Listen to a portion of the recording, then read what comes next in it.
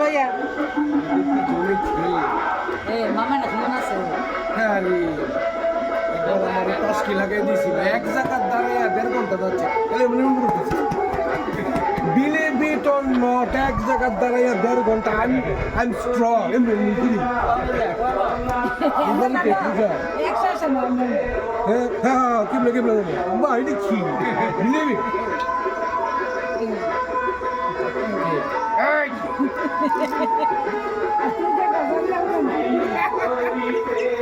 আরে মন্যা তো